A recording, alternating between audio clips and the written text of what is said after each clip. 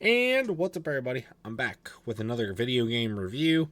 Today I am reviewing Broforce, another game on the Xbox Game Pass that I have temporarily, and I'm trying to work through as much of it as I can. I counted, there's over 200 games on there, on the list, and this is after I'd started chipping away at it a little bit. So, yeah. Fun times in Cleveland, yeah. Anyway, I do have a lot of thoughts on this game. Let's just jump right into it, shall we?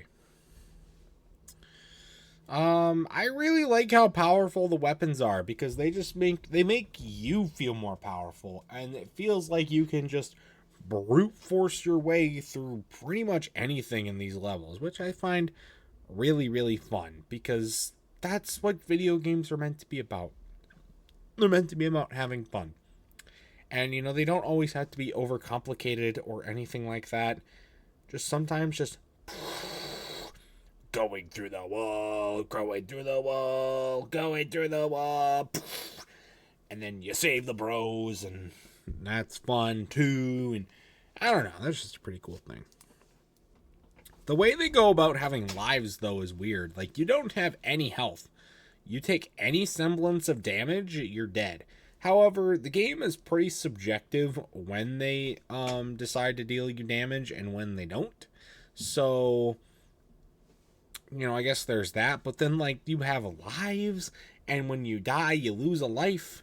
And of course, that basically means when you get hit, you lose a life. But if you save more bros, the bros count as lives. So at that point, the bros are just meat shields. And does that really mean that they're your bros if you're just going to let them die like that? I thought originally when I saw that you had to save people that they would then join you in the fight, right? And like they would just be like computers helping you in the fight. But no, you play as them, and then if you die, you go back to the guy you were before. That I don't know. That's a really weird way to go about it. And sometimes, like I said, you get once you're dead, and you don't even have to be hit, but it could be friendly fire. You could launch an explosive and it could blow up and kill you if you're not far away enough. You could accidentally run into a stick of dynamite, or you could just be running around and all of a sudden the entire game just all hell breaks loose because you stepped on a mine that you could definitely see. You couldn't see it. And you're dead, and then you got to go back to the beginning and restart the whole thing over. It is a pretty chaotic way of going about it, especially the fact that you don't have any health. You can go from like 3 or 4 lives down to none in the blink of an eye if you're not careful. And honestly, I mean, that's how the game is supposed to be structured. The levels aren't that large, and there's a lot of them, but they're not very large. So, going back to the beginning isn't necessarily a super high penalty, but it is still annoying, especially if you're really close to the end. It is kind of annoying.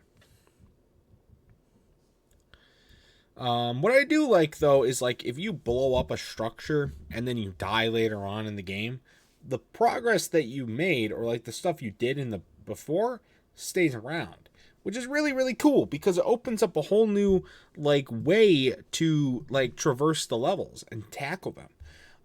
Now, and like even that goes not even when you die, it could just be any time. And it's really cool that we can, like sometimes the barriers break and you got to go a different way, but there's plenty of different ways to go about it. You can climb, if there's not ladders to climb, you can just straight up climb up the fucking wall, which is pretty crazy. But like, there's different pathways to take. There's different areas that you can explore.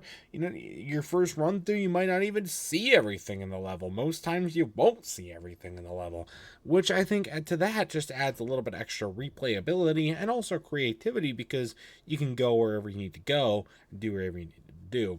Granted, the end point is always the same, but it's still pretty cool regardless that they do that. So there isn't really much story. I guess there is kind of a story. You're going around and saving your fellow military friends. Quite honestly, though, there doesn't need to be much story here. It's just a beat 'em up game. A fun beat 'em up game at that. I was actually surprised. I didn't really, again, like with most games that I've played from both the Jingle Jam and now the Xbox Game Pass, I really don't have much expectations coming into them. But with this game, I was very pleasantly surprised with how fun the game is. Not necessarily the highest quality. It's not necessarily the, most deep dove game or whatever, however you pronounce it. But it's fun. It's just a fun time. And everybody just wants a fun time. At least sometimes, right? But anyways, though, that's going to do it for this review. My final score, I'm going to give it an 8. I really liked it. I'm going to give it an 8 out of 10. So there you go. Cool review. But that's going to do it, though, for this review. If you've ever played Broforce, I'd love to know your thoughts about it in the comment section down below. I might end up trying to stream Broforce if I can get my controller to work fine on my big computer. If you would like to see that, let me know.